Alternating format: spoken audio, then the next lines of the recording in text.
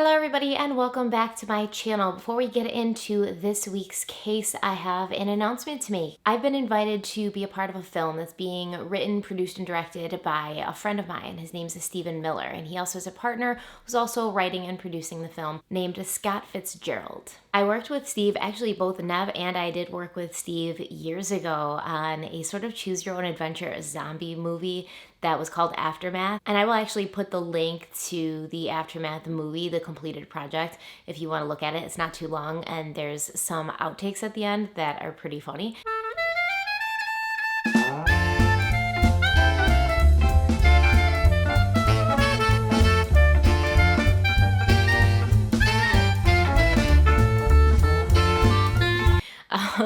But we worked with him on that and it was a lot of fun, and I've always been interested in theater and acting. Nev is as well, so it was a nice outlet for us. And now he's working on this new movie called The Bottom Feeders. I'm super excited to be a part of it. My character in the movie is exactly the kind of fun, sort of quirky character that I cannot wait to play. And I'm actually going to be acting in it with Jeremy London from Party of Five and Mallrats. I think he was in Seventh Heaven. So it's obviously incredibly exciting. It's a nice creative outlet. It's an amazing project. It's an amazing script. I'm so happy to be supporting it, and I wanted to give you guys the opportunity to support it as well. So I'm going to put in the description box an Indiegogo link, which will allow you to support the movie if you'd like. And if you want to support the movie on a specific and secret tier that is basically just for people who know me, then you can hit the secret Stephanie Harlowe Superfan tier, and it's $35, and it says only subscribers of Stephanie Harlowe can see this or take advantage of this deal. Not only do you get the special edition download of the film and the signed poster, but we will send you a behind the scenes and outtakes video of Stephanie on set. This perk is only available to Stephanie Harlowe subscribers who use her special link to this campaign. So included items are limited edition download, Stephanie Harlowe special, and signed poster. And the estimated shipping is in March of 2020. And obviously that it feels like it's far away because it kind of is. You know, we're in 2019, so it's going to be about a year away, but we are planning on filming as soon as the summer wraps up. I think he said he wanted to get started in September. And obviously I will keep you guys updated on Instagram and in my monthly vlogs on what's happening with that if you're interested.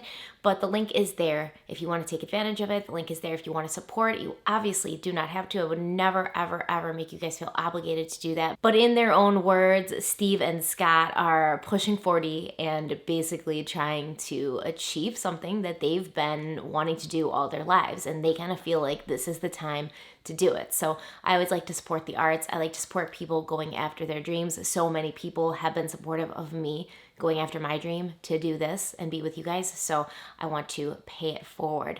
Thank you guys so much for listening, and let's get on with the video. Before starting the case, I want to tell you two things. This is a Patreon voted case, so my patrons voted for me to do this specific case. I also want to give a disclaimer or a trigger warning, whatever you want to call it.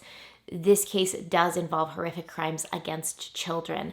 I am sensitive about it. I don't go into details and specifics. Violence against children, it's something that really bothers me, and it's a soft spot for me. It's a pressure point for me, and I know a lot of you share that. So just so you know going in, that is what you should be expecting, but it's an important case to talk about. Even though this happened in the 1960s, I think that it's still a very prevalent case. In the UK, I think it's something that obviously sticks with everybody in that country because of the fact that it was just so shocking. These two killers, Ian Brady and Myra Hindley, are just such sadistic, horrible people. Everybody I have talked to from England says the same. Like, England remembers this. England was completely shocked by this. They couldn't believe that this happened. Now that we've gotten that out of the way, let's dive into the lives of Ian Brady and Myra Hindley and the Moors murders. Myra Hindley was born on July 23rd, 1942 to Nellie and Bob Hindley. Nellie was 22 years old at the time that Myra was born, and her father, Bob, was fighting in the First World War, so he was not around for the first 3 years of her life.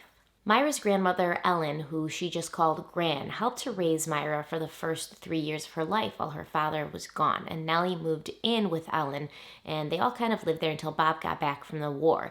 And when he did, they moved right down the street from Gran so that Myra would still be close. Civilian life wasn't easy for Bob Hindley. When he came back from the war, he began to drink heavily, slap his wife around. His wife fought back, and the two would have such crazy and violent arguments that Gran would have to come and get Myra. Myra had a complicated relationship with her father. She hated him for the way he treated her mother, but she also longed for his approval. She later would talk about how she always wanted her mother to stand up to her father, but she never did because she was weak. Myra would see to it that she was never weak or pushed around.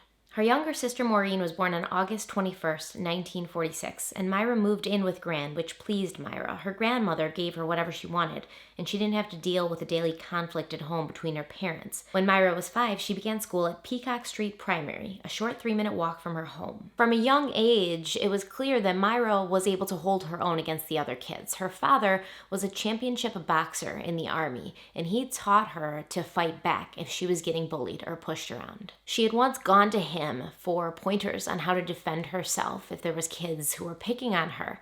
And after he had taken her outside and shown her how to throw a punch, she went and found that boy who had been bothering her. She knocked him out, and when she told her father about it, he was proud. In my opinion, it was at this time that Myra began to associate violence with positive feelings of love and acceptance. Myra was a pleasant-looking girl with dark hair and a wide smile that reached her eyes. She was born into a society of people who worked hard in the local factories, got married and had babies, and it seemed to everyone who knew her that these were her aspirations as well. Aside from her parents' tumultuous relationship, their violent fights, and Myra's father's tendency to spend most of his time at the bar after work, Myra's family was considered to be respected in the area. Myra was considered to be a nice young woman. She and her friend were often enlisted to babysit the local children because they were so good with children. And Myra actually made it her business to kind of defend those who could not defend themselves. She took it upon herself to become a protector for her friends,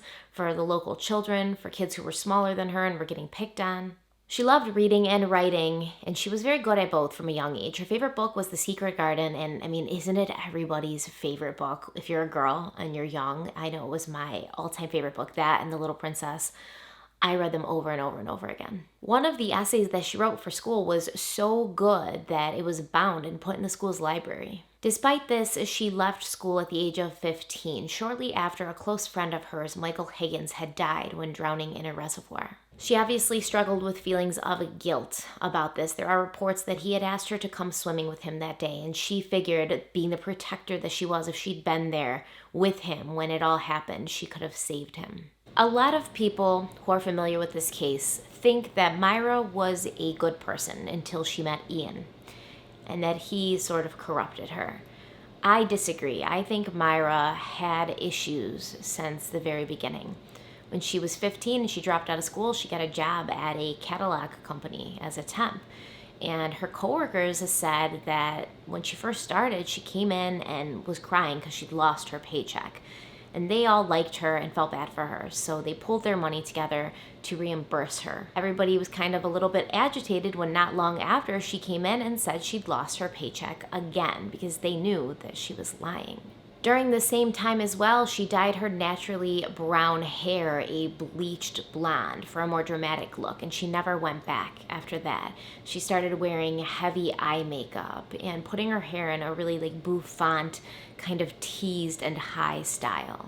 Her younger sister Maureen, who also had dark hair naturally, kept her hair dark, but she followed suit, wearing dark eye makeup and putting her hair in that big puffed out beehive style. Myra had always been raised in the Catholic Church and with Catholic beliefs, but when she was 16, she found herself especially intrigued by religion, and she threw herself wholeheartedly into her beliefs, even telling all the boyfriends that she dated that she was abstaining from premarital sex.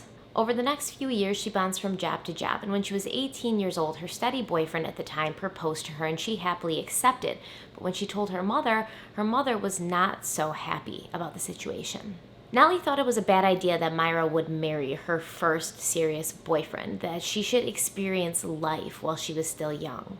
Before long, Myra began to agree with this way of thinking. She started to become annoyed by certain things about her fiance. He was boring, he was dull, he didn't like to go out dancing, he didn't want to have fun, he wasn't that smart. She watched her friends and girls her own age get married and start popping out babies, and she got panicked. She started to see her life as the same path that her mother had taken. Tied to the kitchen, always worried about money, and at the whim of some working class man with dirt under his fingernails and gin on his breath. She began to resent this idea of domestic bliss that had once been an aspiration of hers, and she even considered leaving the country and working abroad. But she knew she would have a hard time leaving her younger sister Maureen, who was her best friend. In December of 1960, she got a job at Millward's Merchandising Company. It was here that she met a stock clerk who immediately caught her attention because of the lack of attention he gave her. Ian Brady was born to a single mother on January 2nd, 1938, the same day Time magazine named Adolf Hitler Man of the Year. He was born in Glasgow, Scotland, and at birth he was named Ian Duncan Stewart, and knew very little about his biological father besides that he was a journalist who had died 3 months before he was born. His mother, Maggie Stewart, was 28 and rented a single room for herself and her new baby. She began to struggle when she was unable to get a job because of her lack of daycare, and after 4 months of trying to make it work, she was forced to give him up for adoption. She put a notice in a shop window offering £1 a week to anyone who was willing and able to care for a baby. He was taken in by Mary and John Sloan, cotton mill workers who already had 4 children and weren't in much better financial condition than his mother was. They were good people, though, and they treated Ian like he was their own, and he grew up to love them very much and call them Ma and Da. The Sloans also allowed Maggie to come and visit her son every Sunday, where she called herself Peggy and would bring him little gifts, whatever she could afford at the time. When he was 5, he began attending Camden Street Primary, and he was praised for academics, especially English. From a young age, Ian claims that he remembered not believing in God, and during Sunday school, when the teacher would ask, "Who doesn't believe in God?" he would be the one to raise his hand. Now, it's very likely that being at such a young age at that point, he was unable to understand the depth of that question, and he didn't really know what he was answering, because he's also described as loving Christmas music, and saying his prayers regularly every night until he was 11 years old. Although he describes his childhood as being normal and filled with a lot of friends and normal childhood activities, a young man who lived near him at the time remembers him a little bit differently. He claims that Ian was somebody who always carried a pocket knife around, and once he tied him to a steel post, covered him with newspapers, and then set the newspapers on fire. Like many people who turn to violence later in life, there was, of course, rumors and statements such as these that, flew around about Ian and his childhood. For the most part, from what I could gather, he was a pretty normal kid, and there weren't really any signs of what he would turn into later. There were rumors that he was cruel to animals. A former neighbor of the Sloans said she had seen him throw a cat out of a window to its death. Brady himself staunchly denies these stories. He said he may never have been a fan of people, but he was always very much in love with all animals. He said one day he found a horse who had broken his leg, and he was traumatized by the pain and suffering that he saw in that horse's eyes.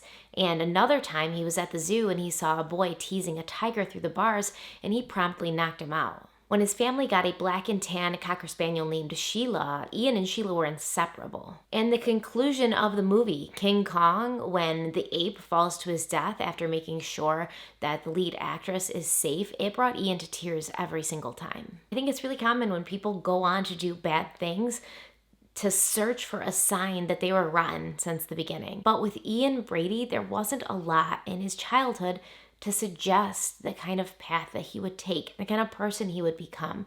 He had a loving adopted family. He was still in contact with his birth mother, who also loved and doted on him. He was good in school. He had friends. He seemed to be pretty social and well-adjusted. He was 9 when he became attracted to the power and the pull of wide open spaces. The Sloans had brought him on a picnic to Loch Lomond, often considered the boundary between the Scottish lowlands and highlands. Ian had been born and raised in a city, and this was his first time witnessing a landscape different than buildings and roads. It was a very powerful experience for him. He felt that there was something ancient and mysterious about these vast landscapes, untouched by man, and his emotions in being confronted with such a sight were so strong he was moved to laugh and cry at the same time. When the Sloanes didn't know where he had gotten off to, they found him standing on one of the hills and staring off into the distance. Since World War II had started, house building had stopped, and overcrowding and poverty had reached a peak in the larger Scottish cities. The government decided something needed to be done immediately to get the people out of the slums and called for 50,000 homes to be built per year. The Sloanes had been living with their now 5 children in a 2-bedroom home in Clydebank, and they were now given a new home in Pollock, about 11 miles away. The new house had 3 bedrooms, an indoor bathroom, and a garden with woods and a river nearby, so Ian was happy to have more natural surroundings, and he could often be found working in their garden. By this time, Ian had figured out that the woman who called herself Peggy was his real mother. And the move to Pollock had actually started minimizing her visits to him. She had begun a relationship with Patrick Brady. He was ex-military and now he was a market porter, and eventually she moved with him to Manchester in the UK, so she wasn't able to see her son as often. The visits stopped altogether at one point, but she continued to communicate with him through letters. He began attending Shorelands Academy Secondary School. It was a school made up mainly of children who came from wealthy families, but Ian had lucked out when they began adding students from working class backgrounds. Even though he was the new kid, he made friends quickly and emerged as the dominant figure in a group of 6 boys. During his time at the school, Ian was known as the kid who loved the Nazi Party. He had read many books about the Nazis, and he talked incessantly about the things he learned. And when he played war games with the other children, he was always a German soldier. This gives me very Jim Jones vibes, because if you watch my Jonestown series, this is exactly what Jim Jones did when he was a kid. He loved the Nazis, he respected Adolf Hitler, and when he played war games with his friends, he was always a Nazi soldier. And we know how that ended. He was very young when he first started dating. He was only 11 when he met his first girlfriend, who had long strawberry blonde hair, high cheekbones, and almond-shaped eyes. He recalls that they used to kiss so violently, both of their mouths would bleed. Sounds really horrible. Soon after that, he began dating another girl with almond-shaped eyes, and her name was Evelyn Grant.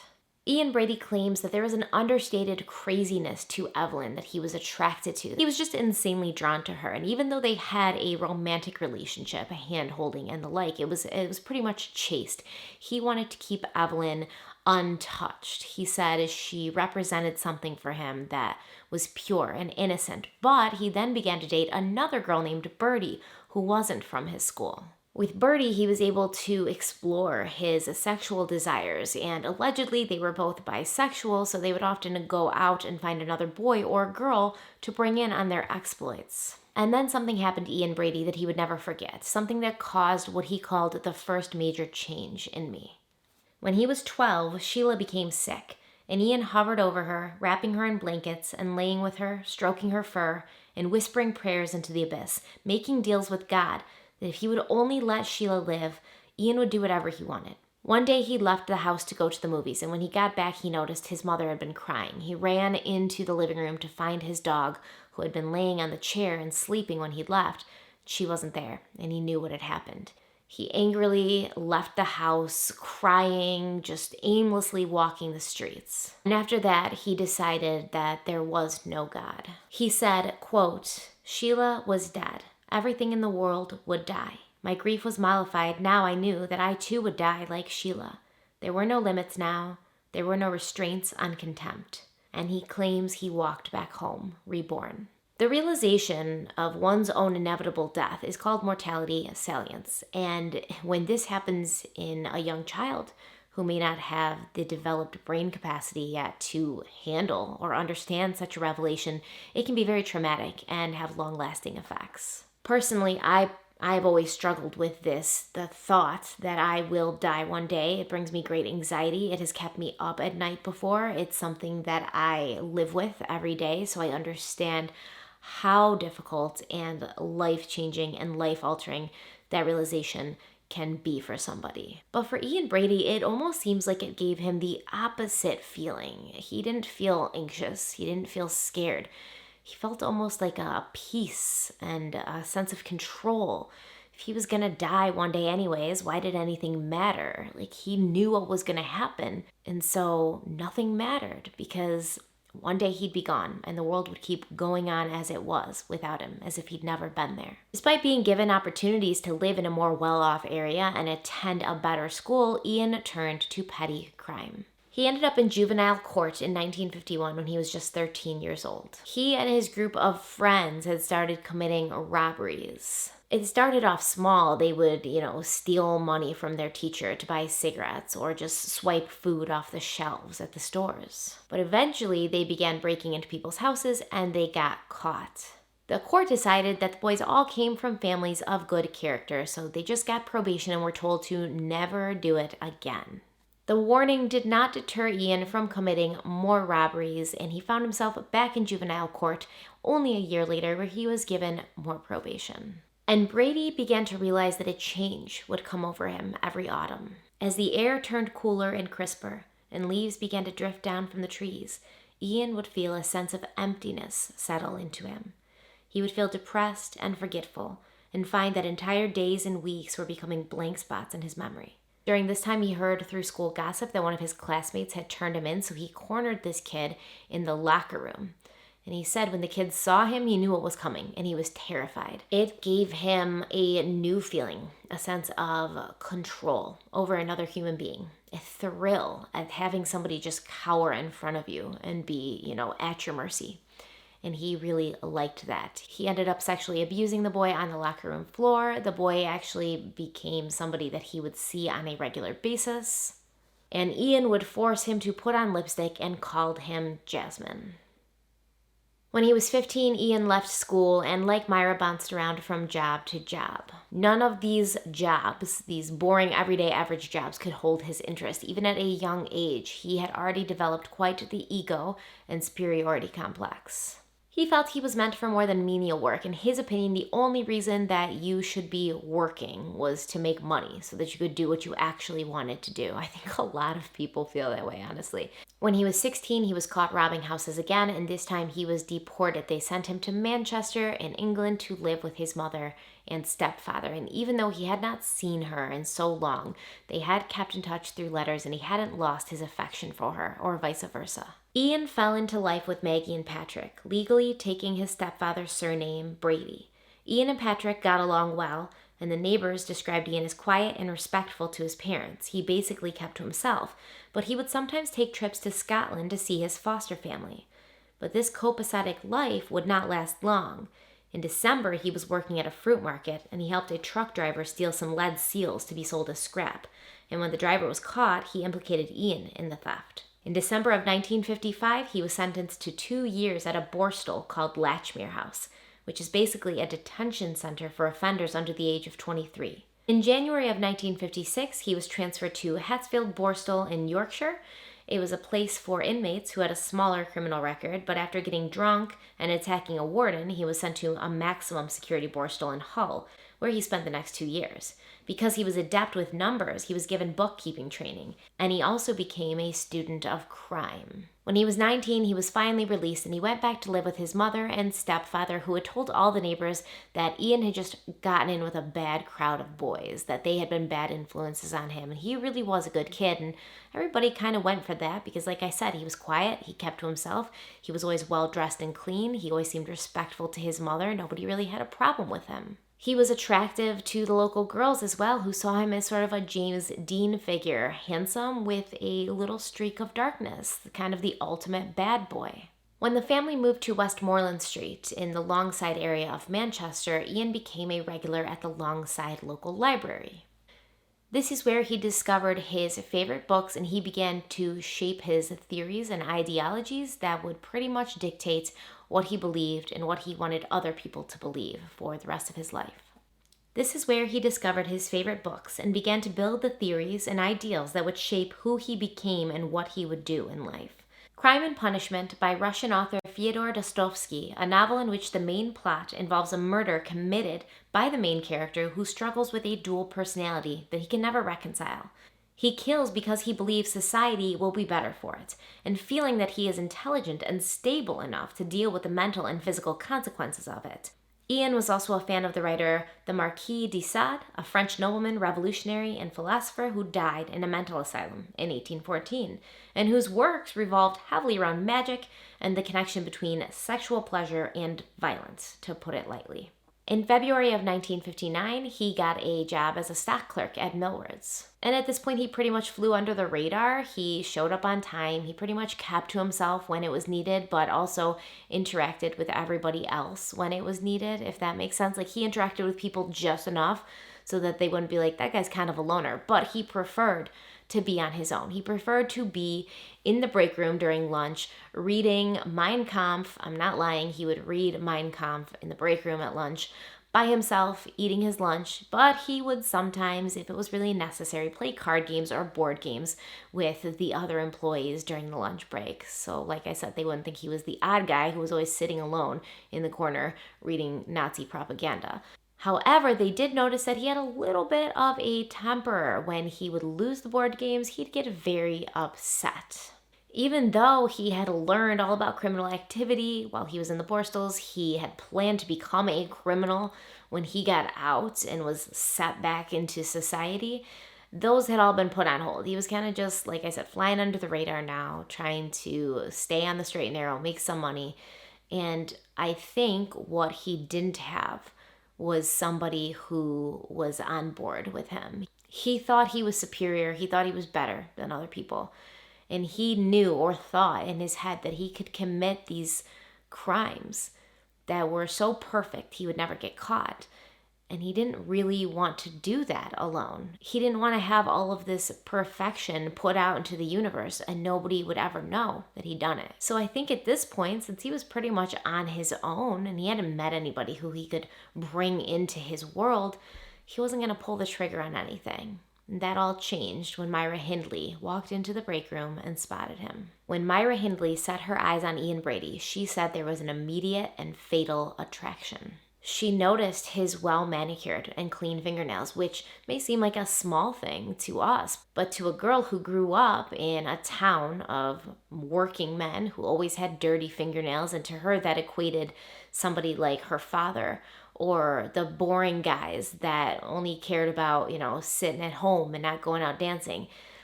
She saw the clean fingernails as a sign of something else, the something else that she'd been wanting. And she was even more drawn to him when he acted like she didn't exist. She was an attractive young woman.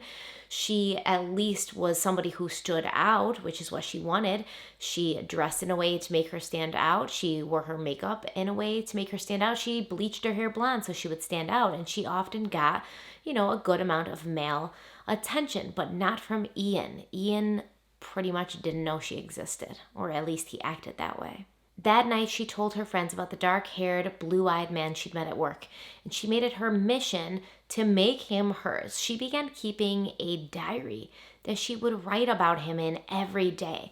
What he was wearing, what he did, what he said, what he was reading. Did he look at her today? Did he smile at her? Did he not even notice that she was there? Oh my goodness. Her first step was basically to break off the engagement that she had with her current fiance, who was devastated and called her at work almost every day for a year trying to get her to come back to him. She would put extra time and effort into her appearance when she went into work, but still, Ian wouldn't even look up at her. And this went on for a year, a very tragic year, according to Myra, where she was just experiencing a whole bunch of emotional highs and lows. If he was nice to her that day, she would be in a good mood. If he didn't even notice her, she would fall into the deepest depths and pits of depression. And as this went on, Myra began to see him as an unattainable idol. He was older and more cultured. He was well-dressed. He was clean. He read books. Maybe he just saw her as a little girl. She began listening to him when he was on the phone, and she got his address from one of these phone calls. So she would make it a habit of walking by his house or in his neighborhood, hoping that she would see him. She even started hanging out at a bar that was by his neighborhood, hoping he would go there and she could arrange an accidental meeting and that would lead to a love connection.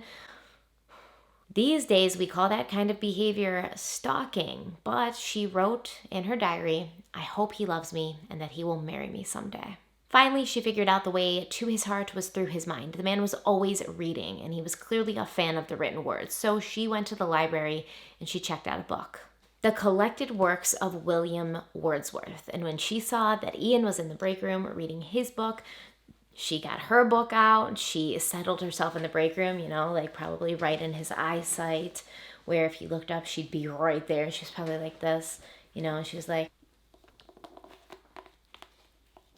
does he see me?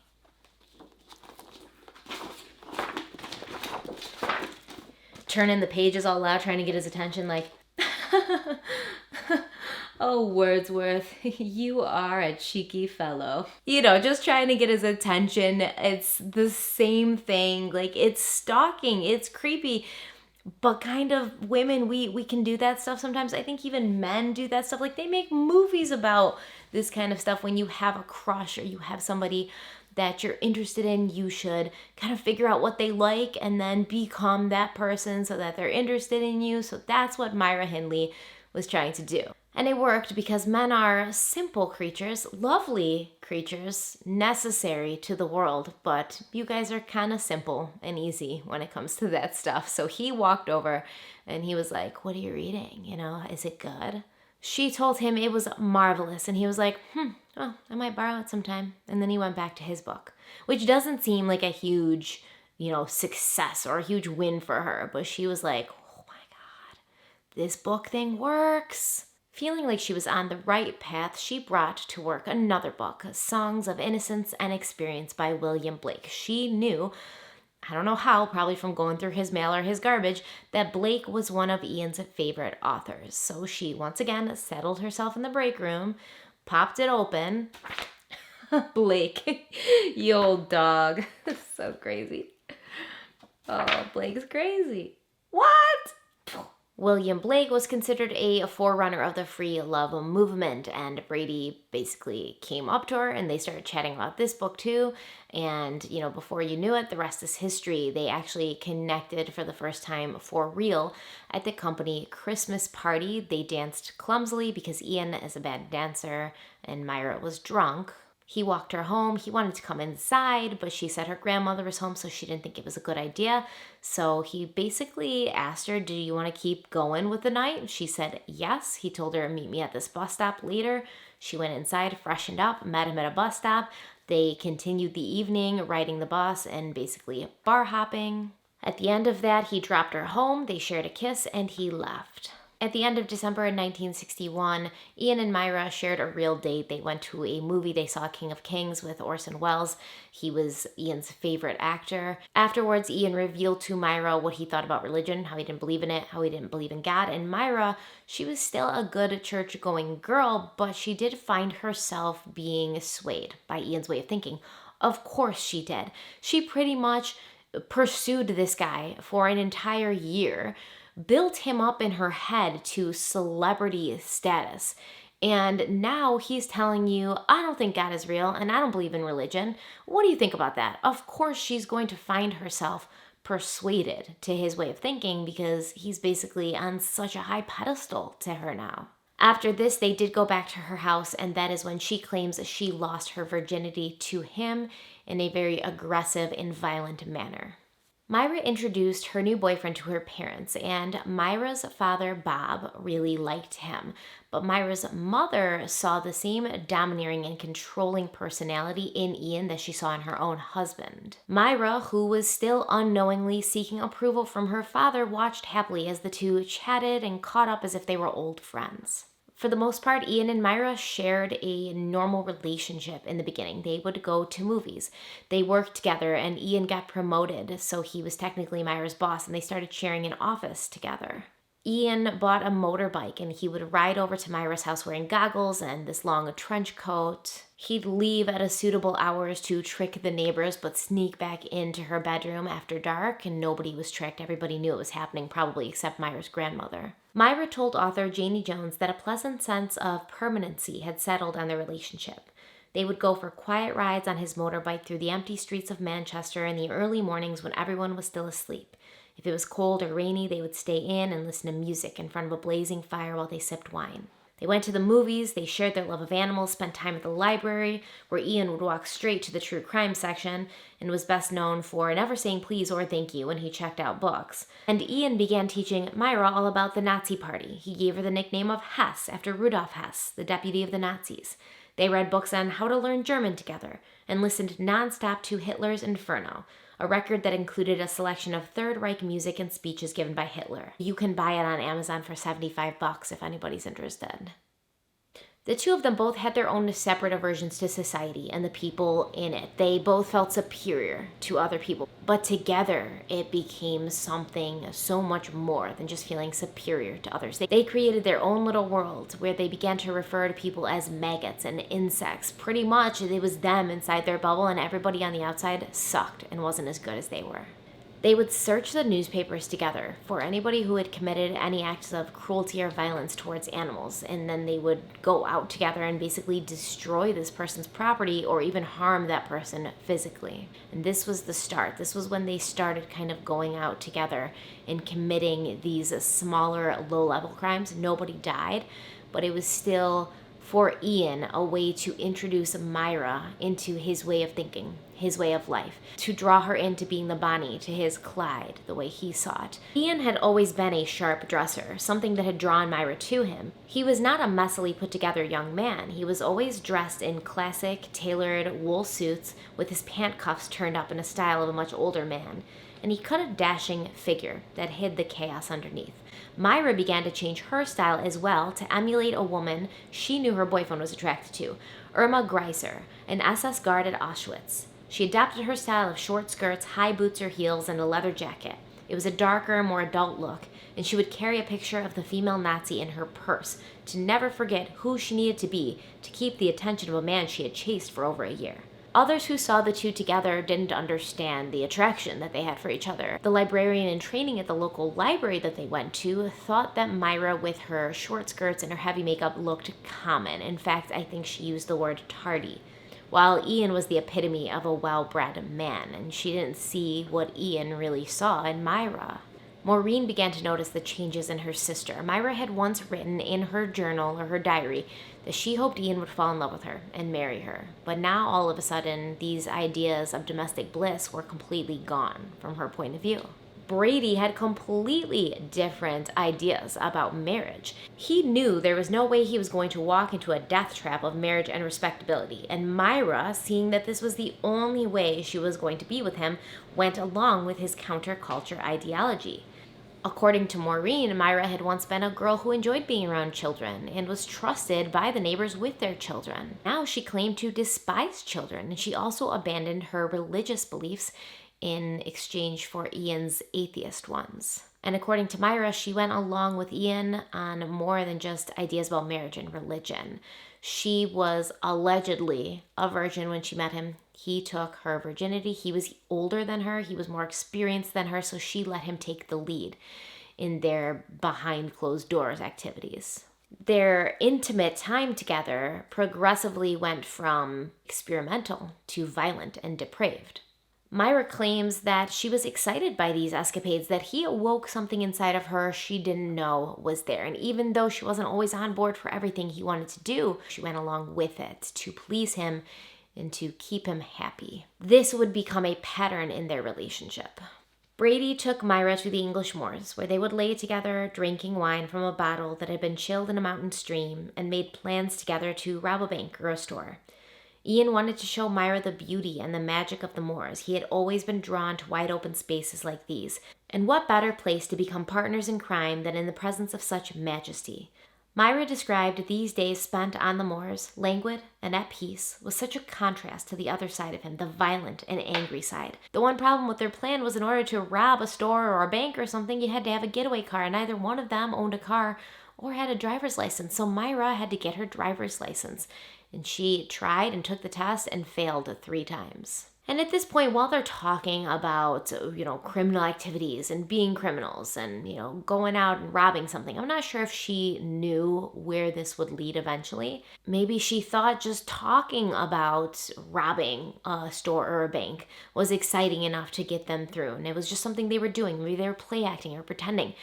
At this point, I don't know if she thought that it would turn into a physical representation of the darkest parts of the both of them.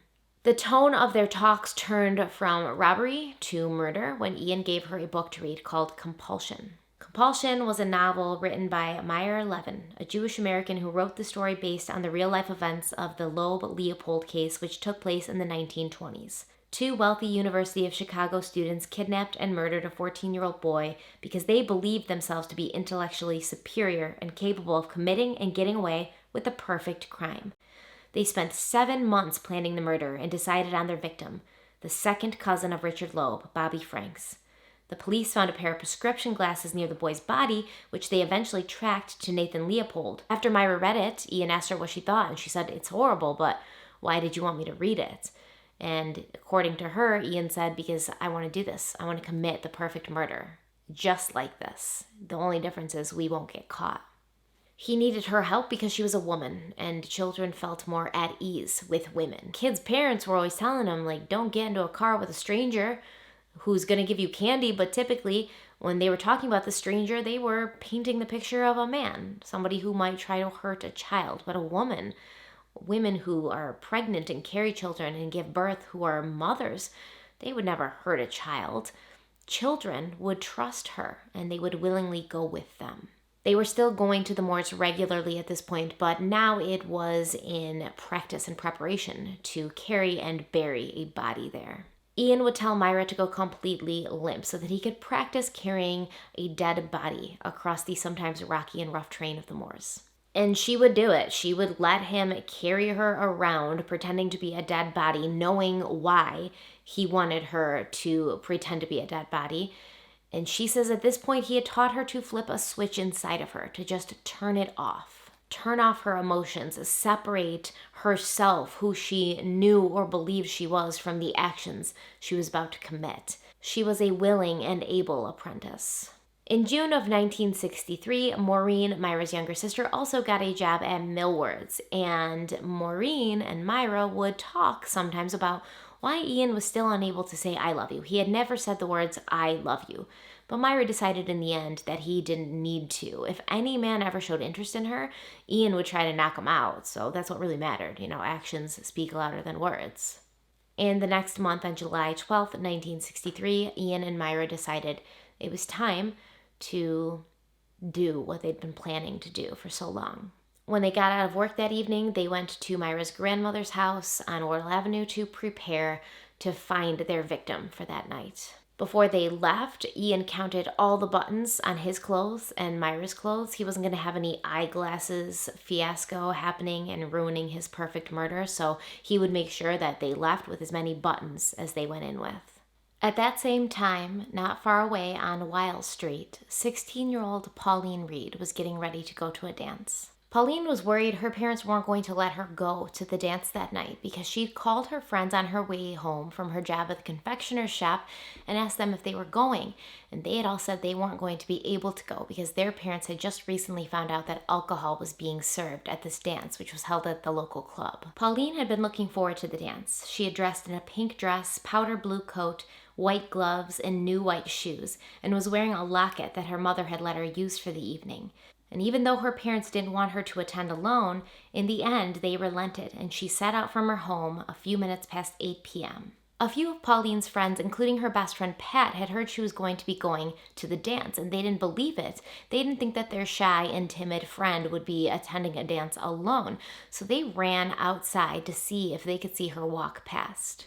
When they did see her walk past, they followed her a little bit up Gordon Ave until they saw her turn right onto Foxner Street. As she walked north toward Railway Street, they cut through yards and took a shortcut that would bring them to a kind of a hilly area that looked down on Railway Street, and they knew she'd have to go down that street in order to get to the club. But they did not see her pass by them on Railway Street. They assumed that she'd changed her mind about going to the dance alone, turned around, and gone home. Ian and Myra were driving along the streets of Gordon. Myra was driving a van that a neighbor had let her borrow for the evening, even though she didn't have a license, and Ian was behind her on his motorbike. The plan was, when he spotted a child that he liked, he would flash the motorbike headlight, and she would stop and coax this child into the car. When they turned right onto Gordon Lane, Myra saw a young figure walking by herself, and she slowed down. But then she saw it was 8-year-old Marie Rock, who actually lived right around the corner from her, so she kept driving. Ian pulled her over and asked why she hadn't stopped and taken the girl, and Myra said it was too much risk. Number one, she lived close to her, so she thought it would look suspicious, and number two, she thought she was too young, and a young girl like that going missing would cause a lot more uproar. They drove towards the railway line, and when they turned onto Froxmere Street, they saw another figure walking alone, Pauline Reade. Myra also knew Pauline well. She had gone to school with her younger sister, Maureen, and they all went to the same church. As Ian's headlight flashed, Myra took a deep breath and told herself, if I can do this without conscience, I can do anything. Myra pulled up next to Pauline and rolled down the window and asked her if she wanted a ride. And since Pauline knew Myra, knew her family, and didn't feel that there was any danger, she accepted. As they drove away, Myra asked Pauline if there was something she could help her with first. She had recently lost a glove, a very special glove that had sentimental value to her. And would Pauline mind helping Myra look for it before she got dropped off at the dance? Hindley drove in the direction of Saddleworth Moor, and as she drove, she recalls smelling Pauline's perfume, a perfume that reminded her very vividly of her own perfume, which was called Saddle's June. I wonder what Pauline was thinking as she sat there and they drove over 13 miles, so far away, just to look for a glove.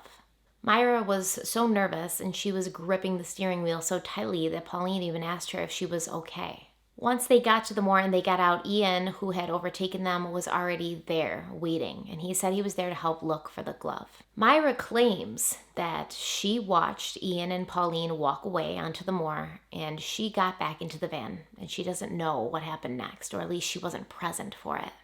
Pauline was sexually assaulted, tortured, and beaten, and then she was killed. And in sharp contrast to Myra's story, Ian Brady said that Myra was there the entire time, helping. At one point, he claims that Myra was so vicious it actually shocked him. Myra ripped Pauline's mother's locket off of her neck and said, "You will need this where you're going." Ian claims he was so angry with Myra for the comment she made that he impulsively slapped her across the face. He doesn't know if it was because he overestimated his own heartlessness or if he was just angry with Myra for the compulsiveness of her statement. It had always been his idea that the best way was to attack without warning, and here she was basically giving away what they had planned to do. He said, quote, "It broke an absolute within me, the man who had no absolutes."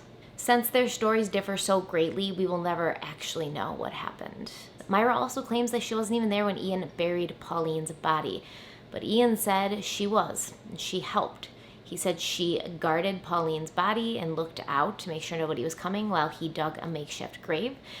And then she grabbed Pauline's legs and he grabbed the upper part of her body, and they both lowered her into the hole in the ground. He shoveled peat in on top of her, and then Myra grabbed clumps of grass from the nearby area by their roots so that they could then stomp the grass clods onto the disturbed land so that nobody would be able to tell a hole had recently been dug there. They then counted their steps back to the van so they would know exactly where Pauline had been buried, so Ian could come back later and relive the moment and take a photograph of her burial spot. When Pauline's mother, Joan, woke up a little bit after midnight and saw her daughter was still not home, she panicked, and she woke up her son, Paul, who was Pauline's younger brother. They both went to the club where they found a few stragglers still cleaning up, but nobody there had seen Pauline. When they had searched the streets for hours and found nothing, Joan eventually called the police around 2:30 in the morning. Right around this time, Myra and Ian were just finishing up what they considered to be a very tedious process of getting rid of all the forensics, as Ian called them, any evidence that was on them or their clothes or their vehicle that might lead them back to the scene.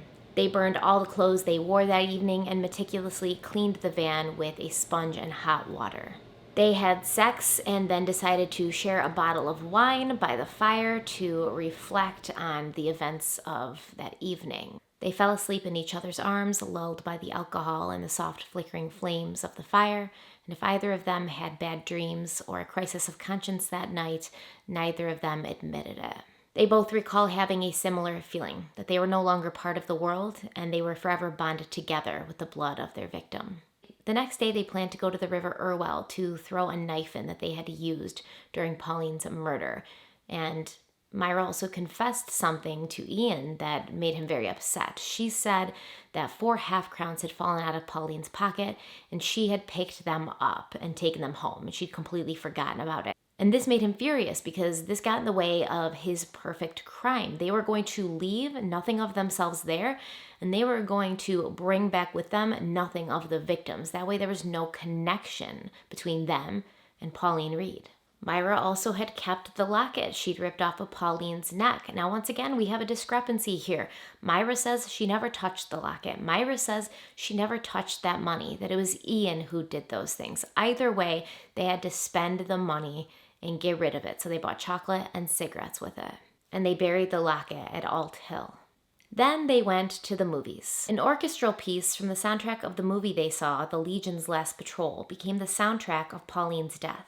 And both Myra and Ian reported that any time they heard the song after, it brought them right back to that moment. After they returned from the movies, a quiet sort of panic had descended upon the community. Pauline still hadn't returned home, and this wasn't the kind of community where parents had to worry about their kids going missing. This was the kind of neighborhood that they thought that their kids could go outside when the sun came up and not come home until the sun came down, and they would still come home every time. Nobody would hurt them. Nobody would take them. The police had become involved, and there was speculation that Pauline had potentially run away with a boy. Anybody who knew Pauline disagreed with this wholeheartedly and said she was not that kind of girl. A small article appeared in the Manchester Evening News that said, "Girl 16 vanishes on way to Jive Club." Eventually, though, when she never turned up, everybody did assume the worst. Pauline's brother Paul claimed to know for years he just felt like something was wrong. He felt he knew she had been killed and her body had been disposed of in the Gorton area. And Pauline's mother spiraled into a dark depression, which she describes as just trying to live on hope. She says, quote, "I sat with my coat on for about 3 months, waiting for daylight to come, to run out and see if I could find her. I was just crying and thinking about what had happened in my mind." She was eventually checked into the Springfield Mental Hospital. Pauline Reade's remains would not be found until 1987, 24 years later. The next day, they got on Brady's motorbike and they rode out to Saddleworth Moor, where they could finally take a picture of the gravesite. And when they left, Ian Brady bought Myra the record from the song of the movie that they had seen the day after they'd killed Pauline, to keep as a souvenir, a keepsake, a remembrance of the event. And from that moment on, whenever either of them heard the song or hummed it to each other, it would be a sort of secret they shared, something that they could put out there in front of everybody, but nobody else would know what it meant except for them. On July 23rd, 1963, Myra celebrated her 21st birthday with a present of a gold-plated watch from Ian. The neighbor who had let her borrow his van that evening had actually gifted it to her for her birthday because he'd gotten a new car. So she painted the inside of it white so that they would be more easily able to see forensic evidence like blood and stuff inside, and it would be easier for them to wash it off. Ian took Myra on a trip to Scotland. He liked to bring her to Scotland often, and on the way out of town, Myra stopped at the police station and asked if they could keep an eye on her van for her while she was gone. 3 weeks after Pauline's disappearance, the police ran out of leads. They had drained most of a nearby canal, questioned everyone they could find, checked local businesses to see if anyone had seen her. Pauline's parents were seen every day wandering the streets looking for their daughter. And when Ian and Myra got back from Scotland, they received a visitor at the door, a police officer. But the police officer wasn't there to ask them about murders or disappearances of small girls. He was there to say that he was interested in purchasing the van that Myra had asked them to keep an eye on while she was in Scotland. Myra thought it was a great idea, and Ian thought it was hilariously ironic, especially after finding out that the officer who had given that proposition to Myra had asked her out on a date as a guise for when he would pay her for the van. Like, oh, let me bring you out on a date. I can't exchange money while I'm on shift, but, let me take you out later and I'll give you the money then. She actually accepted the date, and the two began a sort of affair that Ian didn't know about, at least not at first. Through her relationship with the married police officer, Myra became interested in joining the police force, and this chick actually tried to join the police force. She went and filled out the application, Ian thought it would be a great idea to have somebody on the inside who could, get rid of evidence if needed or find out inside information if the police had any leads and bring it back to him. But when he also found out that Myra had been sleeping with a cop, he put an end to her police academy dreams really quick. In November of 1963, Myra joined a gun club. She purchased a .45, a Smith & Wesson .38, and a target rifle. Ian had been obsessed with guns for a while, but because of his criminal record, he was unable to purchase any. They went out to the moors together, shooting the guns and snapping pictures of each other, brandishing them. 4 months had passed since Pauline's murder, and they felt comfortable to start planning their next one. Myra claims she wasn't on board for this one. She'd done the first one to keep him happy, to give him what she thought he needed. And then she's like, oh, you want more? But she ended up going along with it anyways, because after all, she loved him and wanted him to be happy and remain happy. Ian had convinced her that all she would have to do is lure the victim into the car, a younger child this time because Pauline had been stronger and fought back more than he had expected. So somebody younger this time. That's all she had to do, and he would take over. Myra, who had recently passed her driver's license test and actually had her license now, was able to rent a white Ford to use because they had sold the van to the police officer. The next day, both Myra and Ian got into the rented car, and he presented her with a new record, 24 Hours from Tulsa by Gene Pitney. This song would become the soundtrack to their memories of their next murder, which would be of young John Kilbride. John was the oldest of 7 children, and his parents were John and Sheila Kilbride. He was known for walking around his neighborhood whistling or singing.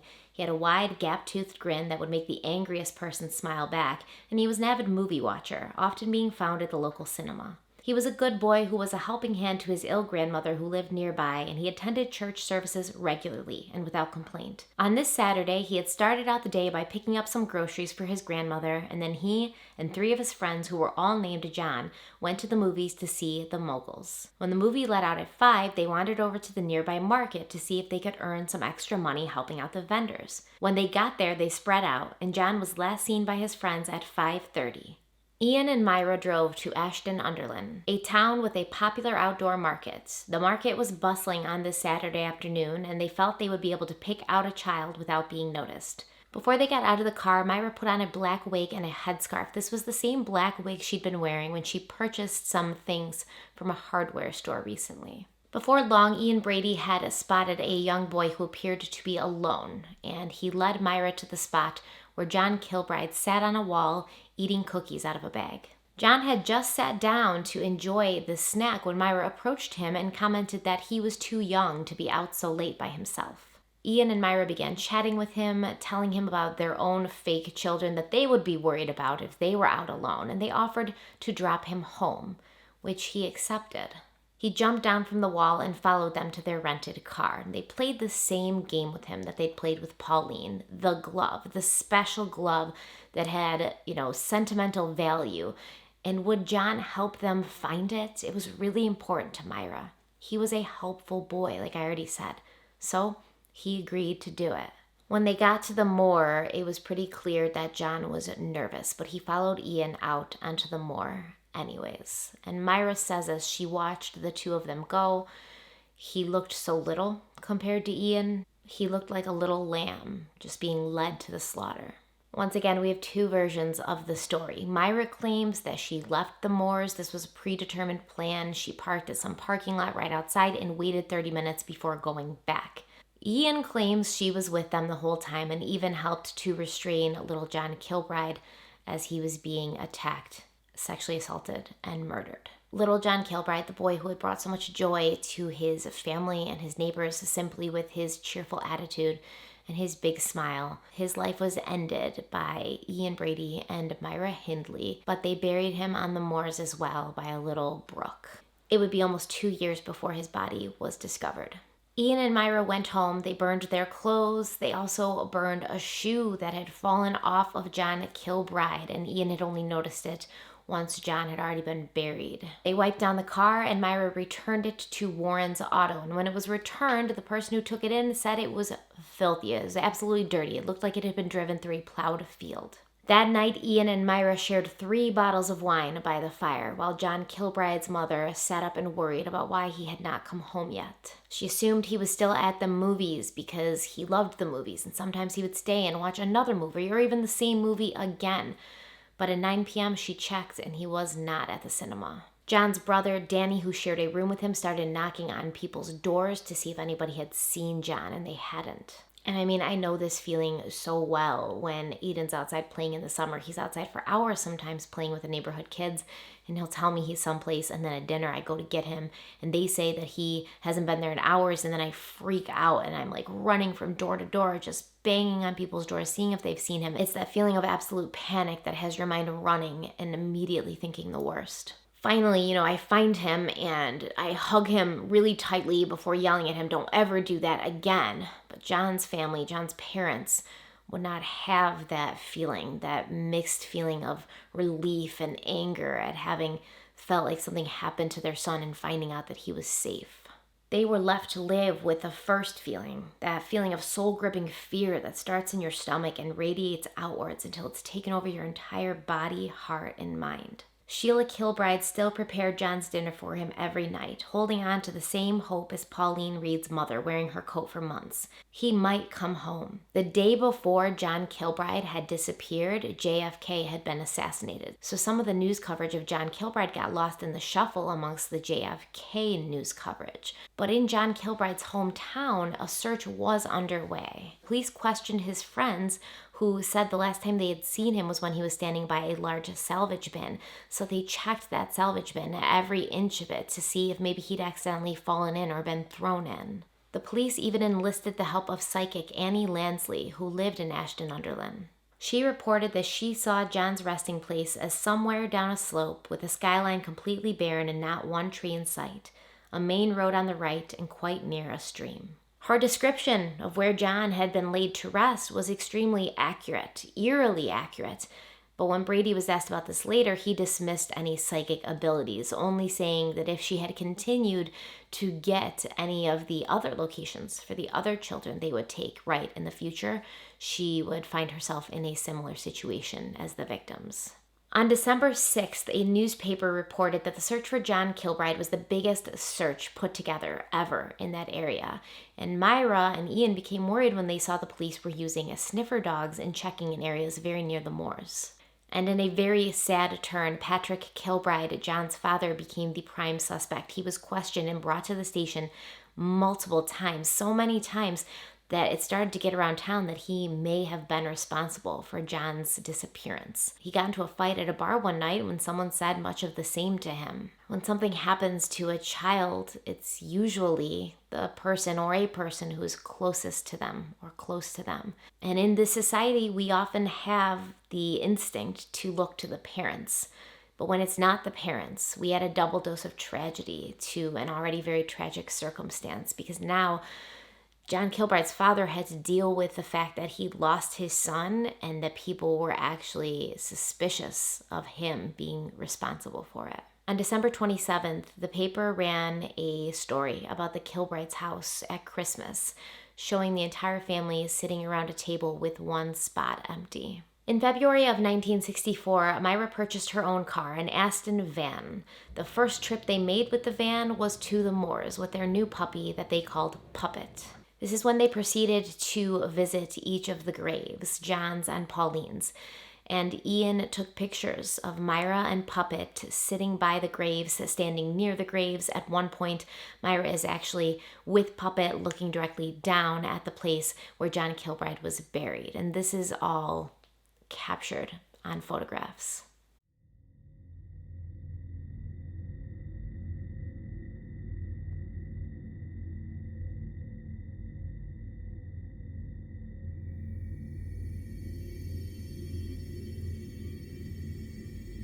These were trophies, another way to relive the excitement that they had experienced while acting out the murders initially. And they didn't hide these pictures. They weren't dirty little secrets that they kept, locked away. They put them in their photo albums right along normal everyday pictures of their family and themselves at holidays and birthdays. They were such important memories to Ian and Myra that they wanted them to be within an arm's reach when they were feeling nostalgic. In May, the month that John Kilbride should have been celebrating his 13th birthday, Myra traded in her white Aston van for a station wagon that had a back seat that could be folded down for more room. Sheila Kilbride, John's mother, bought him presents, wrapped them, and wrote a card that said, "To my John, all my love, Mum." Since the abductions had happened in different areas, they had not yet been connected. Once again, Myra and Ian felt like enough time had passed. Nobody suspected them. Nobody knew anything. They could feel safe to start planning their next one. Ian was a killer at heart. He'd tasted blood, and now he was getting antsy. Just like somebody who is addicted to drugs, Ian was addicted to torture and murder. And the time periods of when a murder would satisfy him for got shorter and shorter before he needed his next fix. 7 months after they had ended John Kilbride's life, Myra accepted another present in the form of a record from Ian. It was the song "It's Over" by Roy Orbison. The lyrics say, "Golden days before they end, whisper secrets to the wind. Your baby won't be near you anymore." Ian was waiting outside when Myra pulled up in front of his mother and stepfather's house on Westmoreland Street wearing her black wig. Ian never let Myra come inside. He never introduced her to his parents. She'd never been inside his house. He was very clear that whenever she came there or picked him up anywhere, she should wait outside. He got into the back seat of the car. They pulled away as she waited for his signal that she could pull over, which came very soon. They hadn't even left Westmoreland Street before he was telling her to stop. Keith Bennett had just celebrated his 12th birthday 4 days before. And guys, Keith Bennett has always been a hard one for me. Keith reminds me so much of my son, Aiden. He lived with his mother, stepfather, and 5 younger brothers and sisters. He usually had a little shadow in the form of 3-year-old Margaret, his youngest sister. She looked up to him, she followed him everywhere, and always wanted to be with him. He was kind of small for his age. He wore glasses usually, but his glasses had just been broken. His mother was having them fixed. He loved nature, and he would often go on walks where he would come home with rocks or leaves or caterpillars. He loved to swim, and he had just won a certificate on his birthday for swimming the full length of the pool, and he was very proud of it.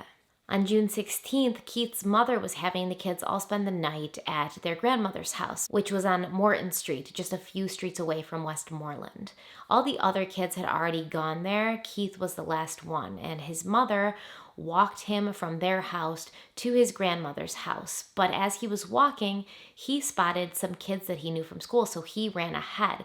It wasn't that much longer before he would get to his grandmother's house, and his mother was in her last month of pregnancy and she couldn't keep up with him, so she just yelled after him to be careful, and he looked back at her and smiled before running on. This was the last time that she would see her son. When Myra rolled down her window to talk to Keith Bennett, she smiled sweetly and asked if he would help carry some boxes for her. She needed help. He looked confused when he saw Ian sitting in the back seat, and Myra's like, don't worry about him. He's going to help carry boxes too. Pretend he's not there. Once in the car, Ian Brady told Keith the same glove story and asked him to get in the back seat with him as they drove to the moor. Once again, Myra claims she was not present at the actual murder. She just acted as a lookout until Ian came back. But Ian says all 3 of them walked out to the moor together. Keith was starting to get nervous, saying that his grandmother would be worried about him because he hadn't gotten to the house yet.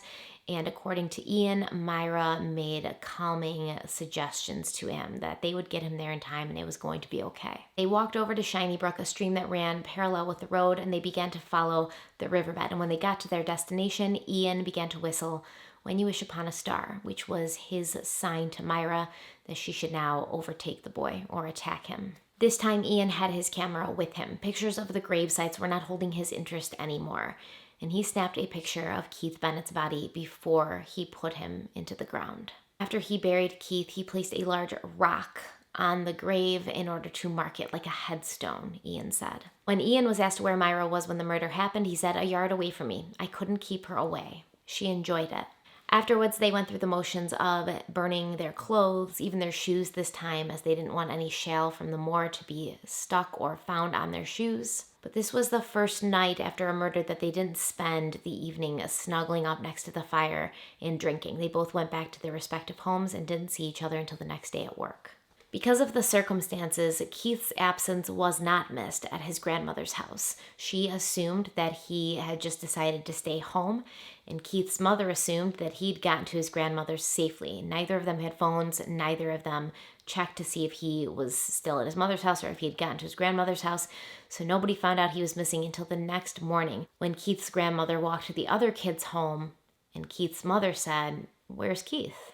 Sorry, I keep calling her Keith's mother, but Keith's mother's name was Winnie Bennett. So Winnie Bennett asked where Keith was. And when she found out that he'd never made it to his grandmother's home, she panicked. She checked his school. She checked the local clinic where she thought he might have gone to maybe have his glasses fixed or because his eyesight was bothering him. Keith's stepfather, Jimmy Johnson, was also considered the main suspect, even though he and Keith had a very good relationship and Keith called him Dad.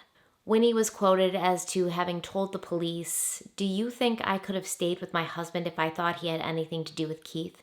You're splitting my family up, because if that happens, you'll have my death and the death of 4 kiddies on your conscience, because I'll kill myself and take them with me." Okay. The police took up the floorboards in the family home, and they realized that basically all the houses on that row shared the same underground floor space. So they checked all of that. They checked the grounds. They checked a senior home facility that basically backed up to the Bennett's garden, but obviously they found nothing. Rumors began to circulate that Keith had run away or that his body was found in the river, and each of these new leads led to nothing. Keith's grandmother never forgave herself and blamed herself for the rest of her life for the fact that Keith had gone missing and what had happened to him. She never forgot it, and she never let herself off the hook for it. Keith's little sisters, especially Margaret, who missed him so much, kept asking, "When's Keith coming home? When's Keith coming home?" They didn't understand that Keith was gone. And Winnie Bennett actually struck up a relationship and a friendship with Sheila Kilbride. Even though they didn't live very close to each other, they still kept in contact, bonding over their shared experience of losing a son. Even though they hadn't connected the cases, even though they didn't think that they were done by the same person, they still found each other and shared a relationship based on that commonality. Nobody knew what a commonality it really was, though. I'm going to end part 1 here. I hope you guys are on this journey with me. I know it's an upsetting case. I know it's hard to hear. I know it's hard to think about. These children's lives were lost senselessly, and it's important to talk about. It's important to remember them and keep them alive, and to remember that evil exists in this world, and sometimes it doesn't look like you think it might. I will see you guys very soon. Stay kind and stay beautiful. Love you. Bye.